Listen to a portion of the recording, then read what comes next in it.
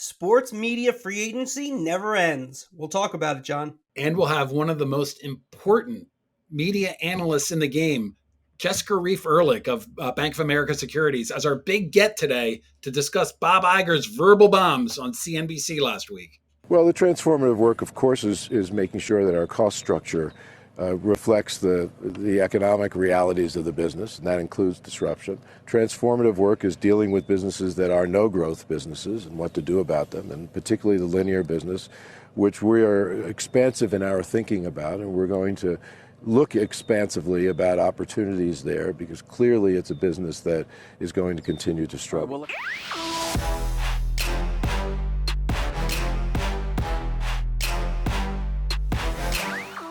And we're back. The Marchand and Ourand Sports Media Podcast. I'm Andrew Marchand, sports media columnist for the New York Post. He's John Ourand, the media reporter for the Sports Business Journal. John, let's get right to it. Who's up and who's down? Who's up? Who's down? All right, Andrew, get us started. John, my who's up is Jeff Passan, ESPN MLB insider. And you say, Andrew, Jeff Passan broke his back. Why is he who's up? Well, I'll tell you why he's who's up.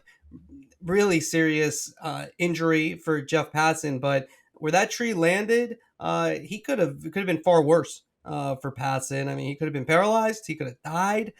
So he's a who's up because he's still tweeting, he's still going, and he's going to recover and be back to normal and healthy relatively soon. So we're really glad to hear that. He had a good tweet. He said, breaking, my back, which was an excellent tweet. But he's my who's up because he's okay. He's going to be healthy, and we wish him a speedy recovery. I encourage everybody to go take a look at his tweet. He showed a picture of that branch, Andrew. That was a massive branch that fell down. So get better soon, Jeff. I'm surprised that when you introed him, you didn't mention that he was a previous big get of this podcast, which should be up there on his resume, I think. 100%. My who's up is David Neal. He is the executive producer of the World Cup for Fox Sports. And he has said, he's told his colleagues that this is going to be his final event for Fox Sports. And I kind of wanted to take my hat off to him because he is the guy who has produced every single World Cup for Fox Sports. Some of the productions did not receive critical acclaim in the press or on social media, but his productions brought fantastic ratings to Fox Sports, including the most watched soccer telecast of all time when the USA women beat Japan and Canada. And he really just kind of settled down the Fox productions. Very well liked among the rank and file at Fox. And he was well liked by his bosses. Eric Shanks was effusive in his praise of David Neal earlier this week when the announcement came through. So I wanted to give a quick hat tip to David Neal, longtime producer. He spent 30 years with NBC doing the Olympics and NBA Finals, World Series. He's had his hands in everything. It's been a great career for him. Okay, my who's down is the New York Sports Radio Wars. And the reason is Craig Carton has left and gone to FS1. And what Carton takes with him is that WWE style that we first saw with Mike Francesa versus the Michael Kay show. So in New York, there's WFAN, the first sports radio station in the country. They've been around forever. They've been the dominant force for decades. And then ESPN New York has had its moments. It's definitely the number two, kind of a Mets to the Yankees kind of situation. It's had its moments. Kay has beaten everybody at one time during the ratings books, but ultimately Francesa over time really dominated. And then Carton also got the best of them, especially after first seesaw it. He dominated, Carton did after. But what is going to be missing is that the jerky factor. Francesa had a famous line where he called the K show saying they better bring more than pea shooters to the contest. And then Kay went on to eventually beat Francesa at the end.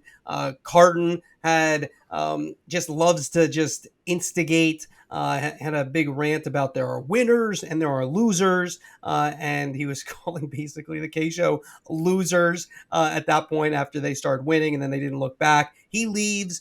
Tiki Barber takes his place. We'll see how he does in terms of the ratings. But the one thing I don't see the animosity between the two stations, which really made the contest come alive. Maybe someone else will emerge and bring that to the battle. But that little fun that they had, the WWE, WFAN style, I think goes with Carton going full time at FS1 in the mornings for a big payday. Andrew, I got a question for New York-based media reporters. Every quarter, I always wait for the reporters to come out and talk about the Nielsen ratings, and they all get talked about on the radio, and it's always been a lot of fun. Are you saying that's going to stop? No. They'll still be reported. I just think the animosity is kind of gone. And quite honestly, FAN is dominating ESPN New York. ESPN overall has kind of gotten out of radio. And so right now it's not much of a contest. When it was a seesaw battle, when Francesa was saying how dominant he was, and then Kay was coming back at him, it got a little personal. And Carton brought that as well. So I think that will be missing. Now, we'll still report on it. It just kind of has lost a little bit of its vigor if you don't have at least one person who's sort of not being classy. All right, so my who's down, and this pains me because it's this guy. He's a nice guy, and he's an interim guy. But Mike Connolly is the person who runs Bally Sports Arizona right now, and he's Bally Sports Arizona 1 week ago was a full-fledged RSN. It had a Major League Baseball team in the Diamondbacks. It had an NBA team in the Suns. It had an NHL team as well. Today, they only have an NHL team, and they're in the desert, Andrew. The Suns, Bally Sports Arizona said that they were not going to match a deal that Gray Television did with the Suns. So those rights are all going to go to local broadcast television. And just this week, Diamond told the Diamondbacks that they were going to walk away from that contract. They couldn't come to a deal. So those rights are now going to MLB. And it doesn't really take a soothsayer to take a look at the Arizona market and take a look at that RSN. And it's going from 3 teams to just 1 team. Future does not look bright for Bally Sports Arizona. All right, Andrew, topic number 1 for this pod every week, ESPN, the future of ESPN. We're going to hold on that this week because later on we're going to have Jessica Reif Ehrlich come on to talk about it. That's going to be a fascinating discussion. I can't wait for that. But let's get into some stories that you've been breaking. And it's not quite the NFL free agency of last year, but there is some NFL free agency moves that are happening specifically with ESPN studio show Monday Night Football Countdown. What's going on? So it's coming down to Scott Van Pelt or Laura Rutledge to replace Susie Colbert. Colbert was let go during the mass layoffs a couple weeks ago. That created the opening. I think SVP has the inside positioning. I think they want to expand Van Pelt's role and be more involved in the big events. And so I think he probably gets it. It's also, when you look at logistically, it's a little bit simpler with Van Pelt because he's already doing the post game. He would do the pre-game as well. It's not a done deal yet, and they are considering other people. But I think he probably gets it because Rutledge does NFL Live. She's excellent. I think that would be a good choice as well. But you probably have to travel the whole NFL Live crew, which I'm not sure they want to do that, especially in cost-cutting mode. So I think Van Pelt probably gets it. But it's going to be Van Pelt or Rutledge unless there's some kind of wild card, which I don't foresee. All right, so let's say it goes to SVP. Will he still do the post game and following the Monday Night Football game? Yeah, well, I think the big thing with SVP, I think they probably try to do a new contract with him. He's kind of been behind in terms of, he's making a lot of money, but, it's kind of been not the best job in terms of, where he should be compared to other people. When you look at the importance, when we talk about the untouchables and top 5 people, there, we mentioned Stephen A's, maybe the McAfees now, Greenberg, Wilbon. I could go on. There's a lot of them, but SVP is always up there. If he's not, he's definitely top 5, if not higher. But his pay hasn't gotten there. Do they do a new deal with him? And then maybe he cuts back a little bit. He was on our buddy Jimmy Trainer's podcast a couple of weeks ago saying he doesn't plan on doing that 11 o'clock Sports Center forever. So this could be a time where this kind of where he's more involved in the big events. Here he does the post games on these big events. So I would think he's the inside track, and I think those are some of the machinations that could happen in coordination with this potential move. Okay, yes or no question. Is Laura Rutledge one of the untouchables at ESPN? She should be. I mean, if I'm buying stock, she's one of the people I'm buying stock in. She's excellent. She's a hard worker. That's what I like. She's on the SEC network on Saturday. She does NFL Live. I believe she moved to Bristol to be more, in studio to make it life easier. I think she did that recently. She'd be a priority if I was ESPN. I feel like she's the type of person that they should want to keep and make a centerpiece of their future. It would seem to me, though, if Scott Van Pelt wants that position, that it's going to go to him, or is it not as black and white as that? I think he's going to get it, but I think it's still like a lot of this stuff. It's still moving. It's not done yet, so you can't say it's a done deal. But yeah, I think they like we talked about the importance of Van Pelt, so I think they'd like to make his role bigger around these big events. Let's go off of the NFL. We have Jeff Van Gundy, famously part of the layoffs a couple of weeks ago at ESPN. You and I both view Jeff Van Gundy as the top game analyst in the NBA, I think across networks. There is now a hole on ESPN's number one NBA game team. Who do you see as most likely to fill that role? Well, we talked about this last week, and I mentioned it in that first when I had the story that Van Gundy was getting laid off. I mentioned Doris Burke. I mentioned Doc Rivers in that story. And then last week we spoke about the idea of Breen, who's very close with Doc Rivers, and Doris Burke, that being the three-person team, and what that would mean for Mark Jackson. Other people have picked up on that as well. Chad Finn of the Boston Globe tweeted out that nothing was imminent, but added that it could be Doris Burke and Doc Rivers joining Mike Breen. It's premature at this point. That's why I kind of couched it last week. But yeah, I think there's a very good possibility that could happen. And then Mark Jackson's moved down to the second team. So that's one way it breaks. And I'd say the NBA likes that idea, from what I understand, which is usually very important, even though ESPN might downplay it, when you talk to people. I do think that's important going into a big rights negotiation. You would like the NBA to be happy if you're ESPN, even though everyone expects them to re-up. So I could see that. I'm not saying that's definitely going to happen. This is like the danger of doing podcasts and the internet now, because even the Chad Finn thing took off. And I haven't talked to Chad, but he didn't really fully report it. It's like one of those things. He didn't fully report it because he just put it out on Twitter. I bet you put it out there, and then it gets picked up. I think with the NBA Central, if that's the Twitter feed. There's some Twitter feeds, they pick up all these. If you say anything, they kind of take what you say and then boost it up a couple of notches, and so then it's like a full report. And I don't want to get fully into this. Maybe another day when maybe in the summer we could go into this, because it is a topic that I think a lot of reporters. Windhurst and Bill Simmons, a lot of people have talked about this before. You get aggregated on this stuff. And so it's sort of like, no, I didn't report that.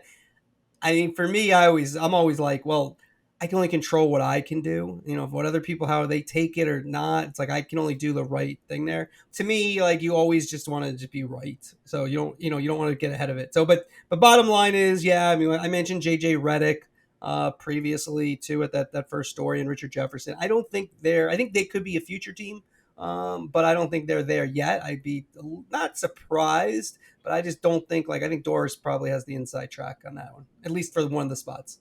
All right, and before we get to our next topic here among the broadcasting moves, I feel like I should tell the listeners that Undisputed is a studio show that's on FS1.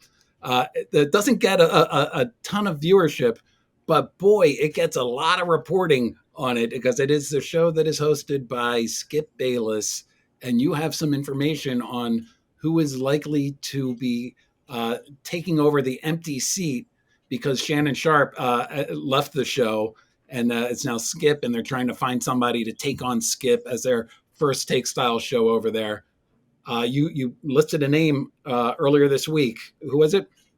Richard Sherman. But let me just actually, before that, let me defend FS1, who I kill all the time. But that show actually does okay. Like, I don't know the exact numbers just offhand right now, but it's probably around 100,000 people, which in comparison to ESPN is much less. But ESPN has a much better lead in, and especially the night previous, they have a plethora of tremendous games, including Monday Night Football. Would you say I have a plethora? When people love to compare that stuff, it's not apples to apples. So I would say Undisputed actually does. It's like in baseball, they have wins over replacement. I think it does. We need to develop that for TV ratings. Absolutely. I think it does better than you think. So, anyways, Richard Sherman is a candidate I think is pretty inspired, potential choice. I mentioned Keyshawn Johnson, who also could be a good choice, perhaps if it's not Richard Sherman. I do think I was talking to my colleague who's has one of the most interesting minds in sports media, Ryan Glass-Steagall. He made a good point that maybe Richard Sherman only does a couple of days. Is he a Monday, Tuesday guy? And then maybe they have other people the other day, so he's off of the NFL, and then he does Thursday Amazon. I could see that, and then maybe that morphs into something else. I think that's a good thought. I haven't been told that, but a good thought from Glass. So to watch. But Richard Sherman, what do you think of that choice? You apparently don't watch the show at all. I think this, Andrew. First Take has decided that they're going to have a rotating group of co-hosts to pair with Stephen A. Smith. And the one thing I know about television is that if you see something that works, it gets copied ad nauseum. So good shout out to Ryan Glass-Steagall. I think he's probably right. I think that you could see a rotating list of guest hosts there to be paired with Skip Bayless, who, regardless of who you put against him, is going to be the star of the show. Yeah, that was good. Good dodging. I don't really watch either, so I don't watch any of those shows. I put them on sometimes, or I watch the clips. I can't sit here all day, and I got work to do. You can't. These stories don't just find themselves. All right, John. Let's hit a couple more quick ones. Women's World Cup and MLS. Let's talk some soccer here. When you look at the Women's World Cup, begins this upcoming Friday. It's all the way around the world in Australia and New Zealand. Time difference. What's your feeling going into this? I think it's going to be a great opening bit for Fox. And the reason is, even though it's all the way around the world and the time zones are awful, the first two U.S. games are going to be at 9 p.m. on the East Coast, right in prime time for Fox. The U.S. women's national team, going back to the late 1990s, they've been a force and have brought out a ton of viewers. And anybody that's listened to our podcast, Andrew, one big trend in sports media has been the growth of women's sports, and not just women's soccer. And so I think all of these forces are going to coalesce to where Fox is going to do really, really well from a viewership perspective. And if the U.S. advances as we expect and continues to win, it's just going to go from strength to strength to strength for Fox. All right. I was very positive about their men's World Cup coverage, so we'll see how the women's World Cup coverage goes for Fox. You did not get that sarcasm. I did. I got that sarcasm. I gave you. In fact, when I did my Who's Up of David Neal, I mentioned that there were some critics, and I paused because I wanted to give you an entryway. Yeah, you're saying something nice about the man. I didn't want to be like, nah, I didn't like the coverage. I mean, I just gotta let it go. I was like, even surprised that you said. I kind of liked it that you did, but I was a little surprised that you said it because I thought we were just saying something nice about the man. He's had a great career. But anyways, we'll watch and we'll critique. They really appreciated it, Fox Sports, when we critiqued it every podcast. They said keep it coming. I'm only kidding. All right, let's go to the MLS. At their All-Star break. It's right around the corner in Washington, D.C. They brought in a little guy named Lionel Messi in, which is a big, big deal. They had the unveiling the other day. He's going to play. He's going to be in games. Can I say one thing about Messi? I will watch any social media video of him in a supermarket. It was hypnotic. It was good. I mean, I don't know if that was like a publicity stunt, like Publix is a sponsor, whatever it was. I tweeted out that Apple should just have like Messi doing like random things around the United States, and I think that would get a lot of people to tune in and pay the fee for the MLS season pass. What do you think overall of how it's doing for MLS and the season pass? I mean, they struggled a little bit with the opening, the production. There was a monsoon going on in Miami at the time, so I'll give them a little bit of a break for that. No break. It's Apple. No, too cold. It's Apple, number one. And then when I get these like emails about how they're going to have extra cameras, what do you think ESPN, CBS, NBC, Fox do for big events? Could you imagine if ESPN went off the air because of a little bit of rain in the stadium? Yeah, that wasn't good. I want to say a couple of nice things about MLS because I think that it's been a pretty good start to the season, and there have been some real positives, I think, for their media deal with Apple. I think if you talk to MLS fans, they all believe that the quality of the coverage has been enhanced, especially coming from local RSN deals where they had like not a lot of cameras. It's the quality of the coverage is good, and that's sort of Apple's hallmark. I find that putting the games on different days, like Saturday night is MLS night, the accessibility of the games for everybody, again, if you're a fan, that you can get to see a game on Saturday night on Apple TV, you know where to go, how to see it. I think that that's something that... You think that stays? Because I think I'd get rid of it. I mean, I would maybe have the majority of the game. I thought you had a good point where you suggested Monday Night Messi, like you sort of break out a game like that. But I do think having like, hey, Saturday night is MLS night for the majority of games, I think is a good deal. Look, Apple does not share data and viewership. We will never know how they're really doing. You've said this multiple times in the past. Nobody ever announces bad news, so like we don't know like what's going on. The fact that don't have announcements, the fact that we don't know what the viewership numbers are, we just don't know. And I think that's that suggests that they're not quite a problem, but it makes it an incomplete mark for the halfway mark for me. No doubt about it. So it'll be interesting. Messi, I mean, I wonder if we'll hear some numbers now that Messi's involved. That would be interesting if we suddenly hear numbers because, like I said, I thought you almost pay anything for Messi. He's there's only one Messi. There's nobody number two. I know you brought up David Beckham. We have Wayne Rooney here in DC. Wayne Rooney. You love saying Wayne Rooney, and like even Ronaldo's somewhat there. Messi is different. It's going to be interesting. The one thing that I think is a factor though is Miami's not a good team, right? Like I have like in my basement I have like this is funny for MLS people. I have like 15, 18 of scarves on the walls. I have soccer scarves all around the basement. And so I'm into MLS. I don't follow as closely. I do know Miami's not good. So does Messi change that? Obviously, they're bringing a couple other guys, and so maybe. But he does stand around. Like it's gonna be interesting. He does stand around all game. He did it in the World Cup, and then he does some magic. So it's like it'll be interesting how people react when he's just standing around, and if they lose 3-0, if you were like, what the heck, who aren't big fans and don't understand it. So that should be fun. Let's move on to the final topic before we get to the big get. Wimbledon, Djokovic, Alcaraz. What a final match on the men's side. Goes 5 sets, goes all day. Coverage was, we can get to that if we want, but the big number for ESPN, it was up 7% for all viewers and plus 10% for 18 to 49 compared to 2022. So a huge number for Wimbledon, a big day for tennis there. I didn't like the idea that ESPN did have people involved, but they take the world feed instead of having their own people, and I think you missed something with that. Yeah, cost cutting is a killer, but it's a biggest viewership since pre-pandemic. That's something that ESPN can hang a hat on. And it's good to see new blood coming into tennis and new young players that are starting to challenge a little bit more. So it speaks highly of where tennis is headed.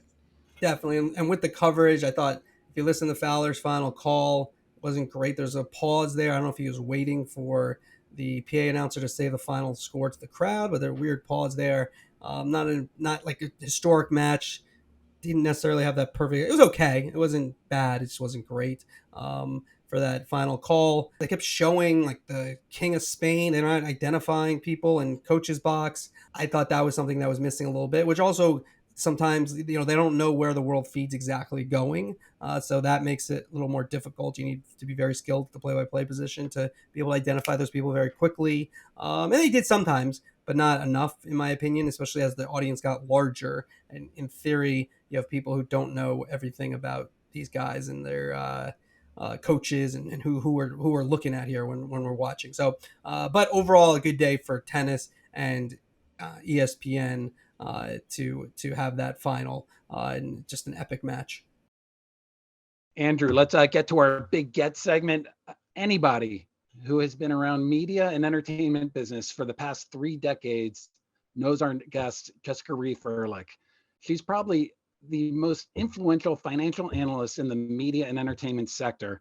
Her exact title, Senior Media and Entertainment Analyst for Bank of America Securities. I've covered everything she's written going back into the mid-90s. I'm thrilled, legitimately thrilled to have you on this podcast, Jessica. Oh my God, John, that is such an intro. Thank you so much for having me. Well, thanks, Jessica. Let's just start off. Bob Iger's comments, began the show with them that he made on CNBC. I think most of our audience is aware, but he did mention the idea of some kind of strategic partnership for ESPN, and then maybe selling or at least reimagining how they operate ABC and their linear networks for Disney. So just overview for you, when you heard his comments, what was your take? What's your thoughts when you think about what Iger said last week? Well, it's a little bit reminiscent of when Bob got on a call in August, I don't know, 8 years or so ago, and kind of warned everybody ESPN subs were slowing, and that caused like massive gyrations in the stock and all of the media stocks. Bob Iger is incredibly strategic and thoughtful, and he calls it as it is. And that was a very surprising interview. It was really long, and he went into a lot of detail on many parts of their business. He's obviously thought about it. He's not wrong, but what's interesting is that he's going to do something about it. He's the first traditional media executive to say, wait, we see where the wind's blowing. We've got to take control. And so that there is going to be a lot of pieces being moved around in coming years. Strategically, why did he do that, do you think? It will, depending on what they do, change the growth trajectory of Disney, because now they're fighting these massive headwinds. So either you could bleed slowly, or you could change your asset mix and change the course of the company. And I think that's what he'd like to do. And there are many potential ways they can achieve that. The idea, Jessica, of bringing in a strategic partner for ESPN is something that got my sort of 5-alarm bells going off. I have a 2-part question here. The first is, who do you see as the most likely strategic investors to come in to support ESPN? That was definitely the most interesting thing that Bob said. And it was a kind of a new, for us, it was a new direction for ESPN. In the past, when we've written about what might happen with ESPN, it was, do they keep it? Do they spin it? Do they sell it? We've never really considered them bringing in a strategic partner, which really changes everything. And what he said was interesting. The way he said it was, they're looking for a strategic partner, and it could be content or distribution. He mentioned briefly, de-risking. So there was some financial aspect potentially to it. And I know there was an article you wrote earlier this week, which I was surprised at for some of the people that you spoke to, because a lot of these people were suggesting private equity, and private equity to me is not strategic. It's financial. Just let me point out, Jessica, good job basically saying John's totally wrong, which I read that story and I said, you know what? I don't think so. Thank you, Jessica. Good job. All right, good job. So you are saying that you don't think private equity? No, it wasn't even, you didn't say it was your opinion. It was the people that you spoke to were suggesting that. But what was interesting to me was, if you listen to Bob, he said exactly what you just said, which is strategic. And so the first thing you think of when he said, that I thought of when he said content distribution, maybe a little bit financial, it just screams one company, and that company is Comcast. So I could be completely wrong, but they're clearly in negotiation for, the Hulu outcome. which kind of seemed like on a path that Disney was, it's a put call, Disney would buy it. But now it's much more interesting. Comcast has so many sports assets and sports aspirations. They obviously have distribution. They have an amazing balance sheet. They have a company that's kind of become mid-size. It's not big, it's not small in NBC Universal. And there's been tons and tons of speculation in media that they are very interested in NBA. And what Bob said as part of this strategic negotiation was it's likely before NBA, before they finalize the NBA negotiation. So that's why it screams Comcast to me. I mean, again, it could be a FANG, it could be PE, private equity, it could be a million things, but who brings more to the table? And it makes it so interesting because it's a way for maybe Disney to delever. It's a way for them to make ESPN is the most important sports brand. I don't think any of us would argue that point. And this is a way to maybe really strengthen it and make it just, like you can't, is there a word, unchallengeable? Like, where it's just so dominant that, nobody could dare, kind of compete with them. Let me ask a quick question based on Comcast. That almost doesn't sound like a strategic partner. That sounds like almost an outright sale, no?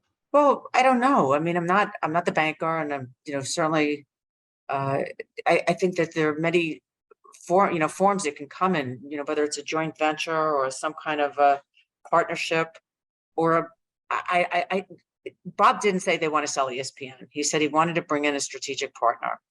And, so if I just take him for his word, and he's usually pretty open, when he kind of calls it as he sees it, that's what he said, a strategic partner. So maybe there's a way, I don't know who's the 51% owner in this, but there is there are some interesting combinations that could be had. So what does Comcast offer specifically that helps ESPN? Well, Comcast has tremendous amount of sports assets, various sports networks and sports, ownership's the wrong word, but they have a lot of sports properties that they've that they have the rights to, and so there's a ton of stuff there. Comcast obviously has distribution. I have no idea if it is Comcast, if Peacock, it's an if, but if it was Comcast, if Peacock would or would not be included in this, would the cable, they look, what Comcast has is very significant distribution. It's very significant video, very significant broadband. They have a broadcast network.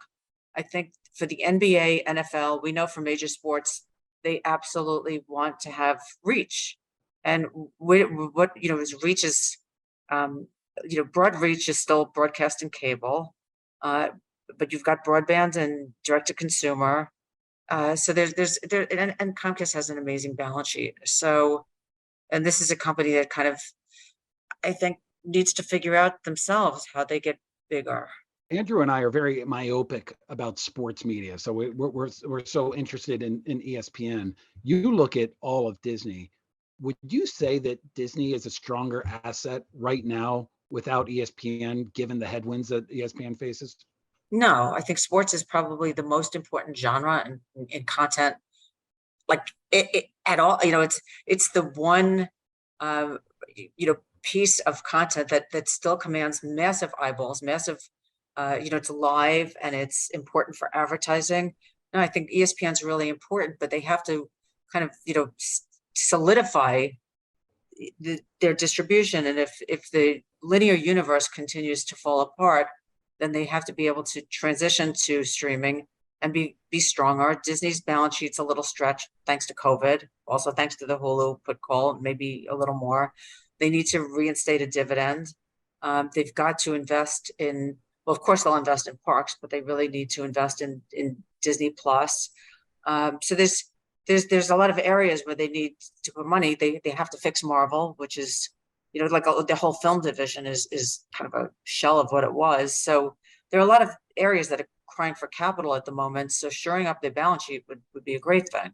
On Comcast, before we move off of Comcast though, and I'm just, going off of what you're saying, but isn't the issue though that ESPN has is the cable bundle, diminishing, And I feel like that's what Comcast would bring more to the equation, is that they obviously have great distribution through cable, but where things are going is streaming. And so like I think the issue to me is that, one of the issues is that with the rights deals is you're just leasing sports, right? So Apple or Amazon, which are obviously the big bad wolves that are out there potentially that could really hurt ESPN and these other companies, they can outspend for the, they can outspend ESPN eventually when those rights come up if they want to. Does Comcast solve that problem, or and this is a two-part question?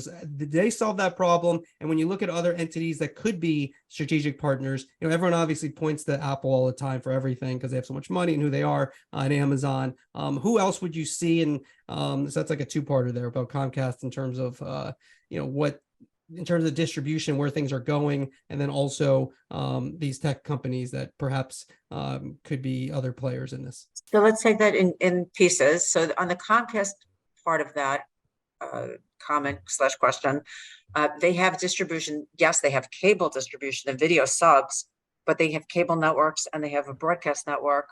But they also have broadband, like distribution. And they have Peacock, so they have a streaming platform, small, but probably getting bigger because they just they're weaning their Comcast subs off of free and forcing them to pay. So we'll see what happens with the subs in the next 2 quarters. So they kind of have it all, and they also have sports rights that are very meaningful. They have NFL and many other rights, golf. I mean, they have a ton of stuff. Olympics. I mean, like how about the Olympics? So I mean, they have a ton of stuff. So Comcast brings a lot to the party, but you're right. It could be other companies. Apple's always mentioned with Disney, going back to the Steve Jobs relationship and Disney buying Pixar from them. So Apple is increasing their presence. They've got the Major League Sports. They have other sports. So they're absolutely increasing their sports presence. And who knows, it's hard for me to say what Apple's intentions are, but that's clearly a possibility. I wouldn't rule out Amazon, and I wouldn't even rule out Netflix, but they've said they don't want to be in, they don't want to lose money in sports, and it's a tough business for many, but so it could be one of many entities. I was just saying, like, my immediate reaction was one company, but it could be anything. I have no idea what the conversations are. All those companies already are losing a lot of money in sports with some of the deals that they have. Jessica, one of the since we started doing this podcast just about 2 years ago, one of our parlor games has been talking about when we think ESPN, the mothership, is going to go direct to consumer. Bob Iger said during that interview that he knows the date. He just isn't ready to talk about it. When do you think that is? I don't know, but they really, it seems like they'll do a hybrid model for a while. I mean, why push your viewers off a cliff as some other traditional media companies, not to be mentioned, not to be named, but like, why push them off when you're generating $6 billion plus of cash from your cable networks? Why do that? So I think there'll be a transition period. I think the most interesting thing is how they price ESPN Plus as they do this, because they're clearly not, they're not going to get the subsidy of every viewer or every subscriber as they had in the golden days of cable bundle. And well, I think the idea that they're going to have is ESPN would remain on cable, and then they would have a direct to consumer option. I think that's what their plan is. Do you think, does that have a big impact? Because like, as we go further and talk about it more and I do more reporting on it, I think obviously it's going to have a big impact, but I think there's a pretty good argument that might not be as big impact, that people who have cable, where the cable bundle has gone down to, that maybe it's not, I don't know if it's going to be as earth-shattering as an event as maybe we once thought, because it's not going to be, they're just going to, like you said, they're not just going to turn off cable and just say go direct to consumer. They're going to do both and see how it goes. But I guess when they diversify like that, what type of impact do you think it will have? Well, I think what you said is the key, is, by not turning people off, and forcing them. Like, didn't something happen like with the golf game a few weeks ago when CBS kind of turns it off and forced people to go onto Paramount Plus? Like, people are furious. Like, you can't force, viewers into an uncomfortable zone or force them to buy something. So Disney, in this kind of hybrid model or transition model, you're not forcing people to make a choice, and you're not like sacrificing your basic business either. So it seems like a kind of a much more methodical, thoughtful approach, and I don't know like if there's a giant cost to keeping both at the same time, but it just seems that it kind of maybe slows the pace of the loss of cable, the cable cash that they have coming in. In his interview last week, Iger really surprised me by how negative he was about traditional linear television. I mean, my head's not in the sand. I know it's a tough business moving forward, but he said that it was even worse than he thought, given his year away from Disney. Actually, I guess it was more than a year. How bad is the traditional linear TV business right now, Jessica? Well, I actually agree with your comment, meaning, we all thought radio would go away when you had, Spotify and all these other choices, Sirius XM, and, radio's here, it's not growing. It's, growing 1 or 2%, and they're cutting costs to like kind of, but it's still around. So it did seem incredibly negative. And in some ways, I think we will still have television for a long, long time. I think the pace of the cable, the decline, the accelerated decline has really surprised people. This year has just been awful in terms of video subs. So, I look, they need reach. They need to improve that. It's just a slow bleed on linear right now. And they're just cutting, costs to like maintain a profit, like to stay flat. So it's tough, but it's, like also there could be many linear assets for sale in the next couple of years. It feels like it's going to be a lot of transition in media. Were you surprised by the aspect of taking? I mean, one of Bob Iger's big purchases before he left the first time was buying all those entertainment channels from Fox, and now those are, I guess, apparently up for sale. That's what I took from that. Yeah, I mean, it remains to be seen what what he sells or spins or disposes of. We'll see. Is it ABC and ABC stations as well?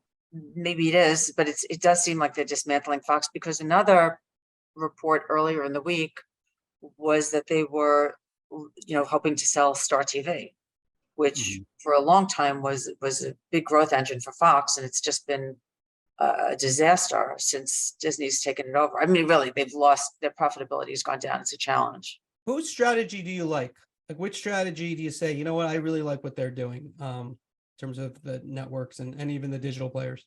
I mean, Netflix is just head and shoulders above everybody else at the moment, because they have everything to gain and nothing to lose by going into the ad business right now. It's a tepid market. They talk about crawl, walk, and run, and they're in the crawl stage in a crappy market, so they have nothing to lose. They're learning the business. They have Microsoft as a partner, and it's like a 5-year growth trajectory, if not longer, for them. The password sharing crackdown seems to be incredibly successful. They report tomorrow night, but whether it's subs, people creating their own accounts, or just new members within a household at another $7.99 a month at least, or people going to the ad tier and higher ARPU. They have clear growth drivers, and this writers and actors strike, this dual strike, which is such a disaster potentially for most of the media companies if it's extended. For someone like Netflix, and it's been widely reported, I'm not saying anything new, they've sourced content globally for a long time. So many of us watch shows with subtitles. I mean, I was a foreign film fanatic anyway, but I feel like the US has been trained now to watch local language or foreign language content. So they probably can weather the storm better in any event. But so they're operating from a position, it's just completely different. They're not losing a legacy business. The video sub loss means that the linear subs are coming onto streaming, and who's the biggest streamer. So that's a different story. Harder to tell, what's really going on at Apple and Amazon. There's been a lot of recent press reports about Amazon even finally looking at their spending, which has been ginormous in content and wouldn't be tolerated at a traditional media company. The one company that's kind of been wiped, in the press, they're like the poster child for everything that can go wrong, but they really have amazing assets, is Warner Brothers Discovery. Their library is not just the biggest, it's one of the best. It's very, very deep. It's very extensive. It covers every, genre. They just launched, not relaunched, but launched Max in the end of May. And so we really haven't seen what they can do with the assets they have. They've been cutting and reorganizing for the last year. And, look, they've made some blunders. Many of it, that they've brought on themselves. Some of it, they have secular and cyclical challenges like everyone else. But if you step back and look at the asset mix, there's a lot there. And so you think they're going to start spending now? To the extent that as long as they start to bring leverage down, which we believe they will, we believe they've done an amazing job. Gunnar Wiedenfels, the CFO, has done an amazing job bringing the cost down and really looking at this company with in a way nobody's looked at it. Like all the silos at the old Time Warner have finally been broken down. Like sports advertising at Turner was never commingled with entertainment advertising, nor at CNN's news advertising, and now it's all under one umbrella, as it should be. So, so that I think is a real positive. But to the extent that either advertising starts to come back, their movies start to work, video games so far have done better than anyone expected. As revenue comes back, I think they'll spend. I do think they're very, very interested in NBA, and they've walked back some of those comments that they've made. It's a very important piece of property for them to keep. Jessica, I want to ask you real quick about the NBA. The biggest story on our beats for over the next couple of years. If you were advising the NBA right now, they want, of course, money, they want distribution, and they want to get younger. What are the most advantageous companies out there right now that can provide all that? Well, it's a combination, of course. So you still, despite Bob Iger's comments, you probably still want to have broadcast/cable reach because it's older. That's true, but there's a lot of reach, and not all of them are on streaming. But you do want the younger generation, right? You want that next fan base. You have to be on streaming. So, we all know who the players are there. And then, money, like deeper pockets, would be an Apple or an Amazon. Like, I'd be shocked if Netflix came in, but who knows? But it's, but for somebody like, look, the speculation, as you guys know way, way better than me, is that ESPN, Warner Brothers Discovery, maybe NBCU, and then either Apple or Amazon, like three or four players will come in. And a fan can come in and make up a big part of the difference. Like if Warner Brothers Discovery and ESPN get, I'm going to make up a number, 75 or 80% of what they had before at a slight increase in price, or an increase in price that they can live with, a fan can make up the difference easily, and it would be like a blip on their balance sheet. Netflix, do you see them getting into sports eventually? Is that inevitable? It's not inevitable. It's interesting that they've made such an impact in sports without being in live sports, whether it's their impact on Formula One or tennis, or their recent, supposedly they recently outbid ESPN for that NFL documentary. They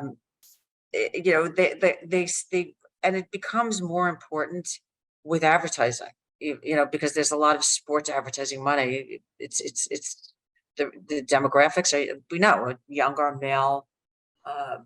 So it's important for them to be around sports. I don't know that they need to own live sports. So their live business in general is sort of a work in progress.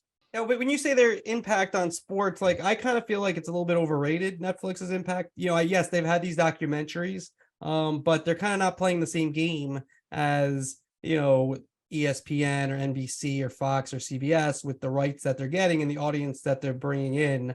But do you feel like those documentaries that they've had, and yes, they've had an impact, and they've gotten good publicity, and we don't know, I don't think, the exact numbers, because like ESPN and these others also, like ESPN especially, does documentaries, and they've had a lot of acclaimed documentaries that doesn't seem to impact the bottom line. Do you think on a streaming service and subscription based, does that impact it more, or just more just good publicity that they're getting for doing these shows? What they've done for Formula One is pretty impressive. I mean, Formula One was around for a long time. It was on NBC for a long time, and it never was as popular as it is now. And I think Netflix deserves some credit for that. I mean, tennis was always popular, so I can't, give them, like, hand them a silver platter, but it's, they've made a dent in the sports that they have had. But they're not, in no way, shape, or form are they replacing live sports. That's not what I meant to say. All right, so Jessica, I want to get back to the Iger interview for one last question, because something that we didn't talk about, but another thing that really, really surprised me is ABC also being an asset that he appears to be looking to get rid of. How do you think that will affect some of ESPN's rights negotiations? Because they part of what ESPN brings to the table is that they have broadcast reach as well. Absolutely, which is why I said earlier that I thought Comcast would be an interesting partner because they have NBC. But because broadcast reach is important and cable reach is important. So that's the strategic part of it. But the rest of the business can be, for ABC is tough. I mean, you're programming 24 hours a day, 7 days a week. And I don't know, it was a really big surprise to hear Bob Iger say that he was considering all options. I don't know if there's some structure or if they really dispose of it completely. Now, you've studied this for a long time. When Iger makes the comments that he did, specifically about ESPN, and I've talked to some people too, and the read that I had on it maybe is that they already have somebody in place, and he wanted to tell the market we're open for business to see if he has a better offer. Do you read? Because why do you don't really necessarily need to publicize, like you said, those are kind of, even though we know Iger's very, he knows what he's doing and he's calculating in terms of what he's saying. That's how I kind of interpreted why he did it. Do you have a theory about why he said that? And do you think this is what I'm saying here might have some credence? Yeah, it's actually pretty interesting, because if you know you're going down a path, why not see if there's anything else out there that might be different, or that you haven't thought of, that might be even more strategic or more longer term, a better growth driver. He's thrown things out to the public in the past, for example, general entertainment and Hulu, and sort of walk back on that. General entertainment is important for streaming service. We know that there's almost nothing for me to watch on Disney Plus unless it's a Beatles documentary, so you need general entertainment. But it's an interesting theory, and I think it's probably correct that it's a way to kind of put put yourself out there and see what comes out of it. Jessica, when Andrew and I launched this podcast a couple of years ago, you were on our short list of people that I definitely wanted to get on to interview, because you have such a good perspective of the business. I can't thank you enough for taking the time today. I am so flattered by that. Thank you for having me, and thank you for your comments. This is really a pleasure. Thank you, Jessica. See you soon. Bye. John, I thought that was excellent. Let's do some takeaways. You had a big story right after, and I think a lot of people look to your, what you write in terms of what could happen. I know you have really good sources in terms of the idea of private equity for ESPN in terms of strategic partner. Jessica mentioned Comcast as a strategic partner. When you look at those kind of options, what are the pros, cons when you look at it as possibilities? A private equity, to me, the way that it was described to me is not just private equity money. It's also private equity management. So there's one of the private equity funds, has a former Disney executives, Mayer and Staggs in charge of it. So you're bringing over sort of people that understand Disney, understand ESPN, and know about it. So if it were strictly a bank loan, let's bring in private equity and they'll give us money and do whatever. That's not what Iger wants. He wants a strategic partnership. And some of the sources that I used for that story suggested that the strategic partnerships would come through private equity. It's not just money. What I found really interesting from Jessica is that she gave voice to the rumors that have been around for a while, and that's Comcast and Disney getting together. She talked about sort of all the ways that they're similar. NBC can bring, Golf Channel. It can bring all of its rights deals. It can bring all of its, the Peacock streaming that it has as well. Different distribution points. So like USA carries sports programming, and if they can bring that with ESPN, all of a sudden you have a place that has a lot of sports and becomes instantly the leader in sports rights as the rest of the industry sort of, shakes out and people figure out the way forward, and whether the way forward involves broadcast television and cable television, or whether the way forward is strictly direct to consumer. 5 years down the line, sort of taking ESPN and NBC, merging them into something while cord cutting hits and incoming revenue gets hurt, is an interesting way to look at it. It's something that I didn't hear when I made my phone calls, but Jessica, I thought, was very good on that. And Jessica thought that ESPN will find this strategic partner, if they do, before the NBA deal is done. You think that's the timetable? Yeah, I think so. I think actually you gave a good point. Like Iger, if he doesn't have a deal in place, he certainly knows who he wants to bring in as a strategic partner already. I think that's something that's going to happen relatively quickly, certainly before the NBA deal comes down. Andrew, we could go on for, I think, another hour on this topic. I think it's so interesting. It's the basis of our pod, but we have come to the end yet again of another pod. Thank you very much to Jessica Reif Ehrlich, who was on my short list for a long time to get her on here. She's been such an important analyst going back to the mid 90s. I used to write stories about her and her thoughts on the business, and I'm still doing the same thing now in 2023. So thank you very much, Jessica, for coming on. Thank you. By the way, you're going to hear about this later on in the bloopers, but thank you, AC Wyatt, for coming on camera on. So we see that he's in Ojai, California, with blue skies and sunshine as I'm sweating in my basement in DC, and you're in New York. But thank you, AC, who helps to put this together. And of course, master of the board, Chris Mason. Always great to have you on. So if you can just review, give us the 5 stars, we appreciate it. And John, talk next week. See you next week. Thanks for listening. Chad Finn from the Boston Globe tweeted out something to the effect of nothing intimate. I can't say that word. Intimate? No, imminent. Imminent. All right, look at me giving you a blooper. Imminent. AC just shows up at a, hey, AC. By the way, can we just say one thing? We see Wyatt is in Ojai, California. And look at those blue skies there, AC. What's going on, man? Oh, just here enjoying our thought leaders. So great conference so far. Just had Scott Boras join us and share some of his insight on being a super agent. So it's a good time here. It's funny because here's the thing, and this has to be for bloopers, right? But all right, so just so people understand, in the middle of the podcast, AC Wyatt just shows up.